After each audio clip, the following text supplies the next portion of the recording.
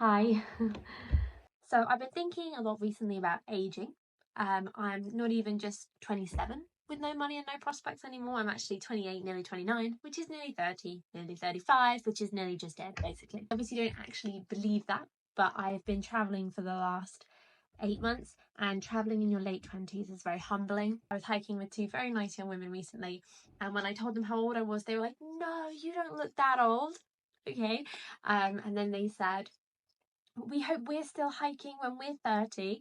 Now, first of all, I never said 30, and I was tempted to be like, I'm not 30, but I do respect that when you're 21, 28 is 30. It just is. So am I too old to be here? That's something I find myself asking, especially if I'm in a shared dorm and I just don't want the top bunk bed anymore because I can't trust my knees. And I want to say your late 20s are a strange time, but maybe you're watching this in your mid 40s or your early 60s. Hi, Mum. And you're thinking that's a pretty strange time for you as well. But I feel like this generation is leaving the first flushes of youth into an era of like unheard of normalization of surgery, intervention, Botox. Intervention that's always happened, but that before was associated more with celebrities' lives and maybe sort of vanity. Whereas now it's just available for the normals. Is that shame better? Probably not.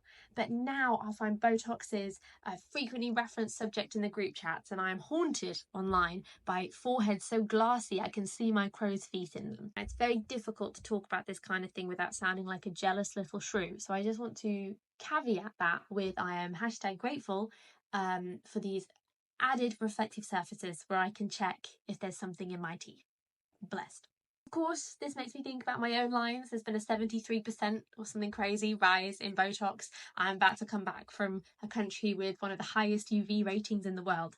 I have done some damage. But I will say that a year where I've cried a lot less and haven't had to use my face to communicate, stop that now, to a class of 30 so often, has done wonders for my frown lines. But what actually concerns me more than just my own insecurities is this creeping normalization of our expectations of women and how we talk about them online. I just think it's the worst I've ever seen it.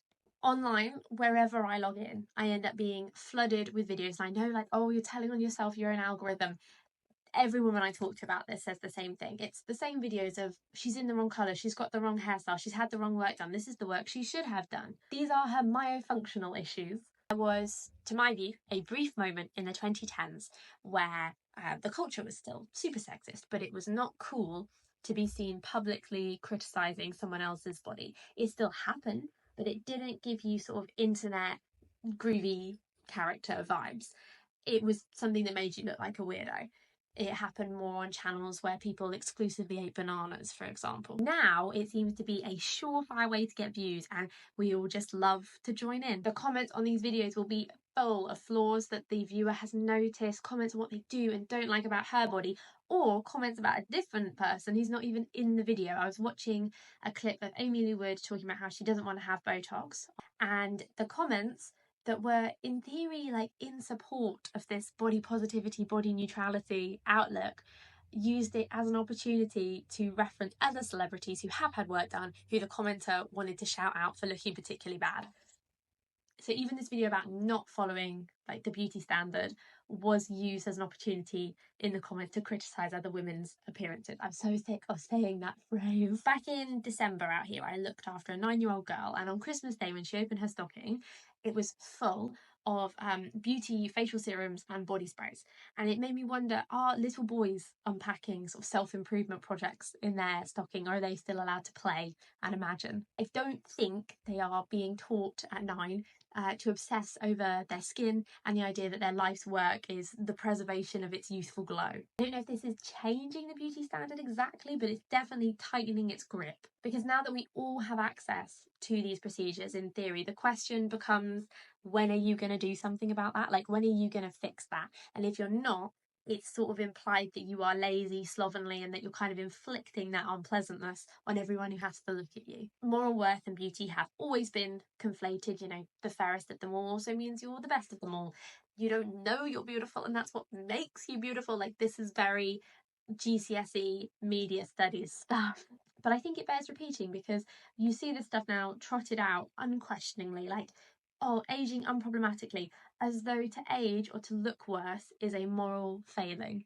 Any showing of older skin, wrinkled faces, chests that have seen sunlight is met with disgust, and the comments will remind you that to be a woman and to be visible is to invite commentary on your appearance. I'm sure this is online, it's not real life, maybe they would never say it to your face, but I do find it worrying that this is what people, especially young people, are being taught to think.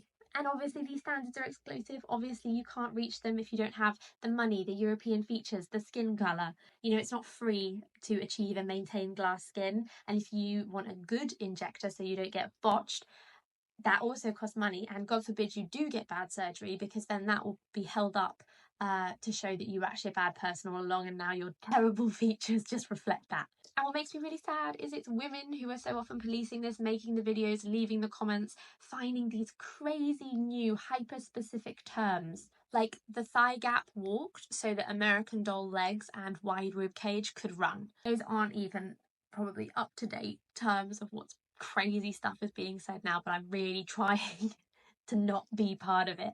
I don't want to know that I have Minnie Mouse ear syndrome, thatched cottage hair disease. I used to believe, and I talked about on here, how I felt like the female gaze was such a beautiful thing and potentially the answer to everything. But now increasingly I worry that our vision has been so brainwashed by online beauty standards that we only know how to see out of the cruelest and most controlling eyes. Everybody wants to be Joan Rivers, and she wasn't very nice. Of course, I think it's normal to want to feel youthful, probably even to want to feel pretty. You want to know what your best colours are and whether a fringe would suit you, especially when it's 11 PM and you're doing a little home haircut.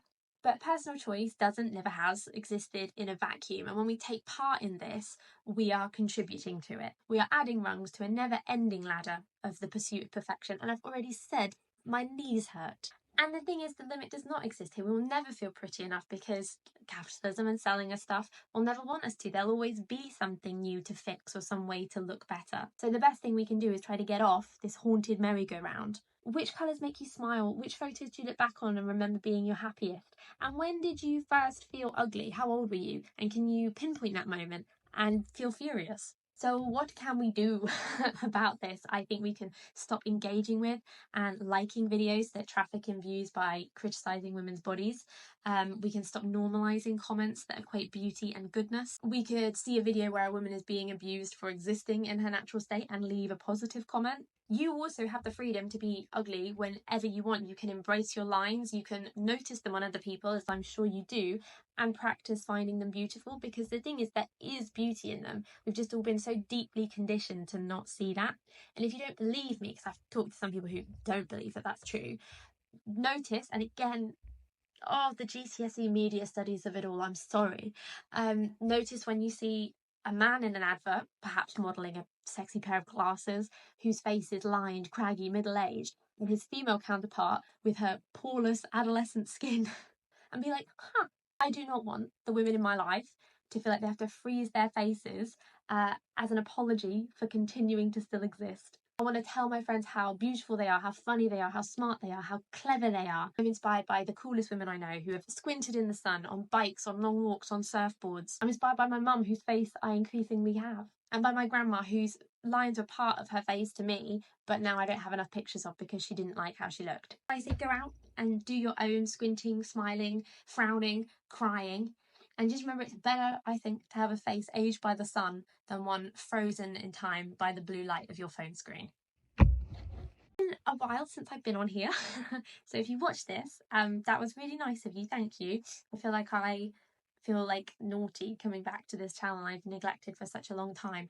But I logged in recently for the first time in many years. It was very strange seeing all these old videos on here I have privated, because she's 17, but that bitch is still me. She's doing all the stuff I like to do. You can find me on Substack, on Instagram if you want to. This is my year of embracing the cringe of creating stuff online again, because I've got shit to say. So yeah, thanks for watching if you did. Love you, bye.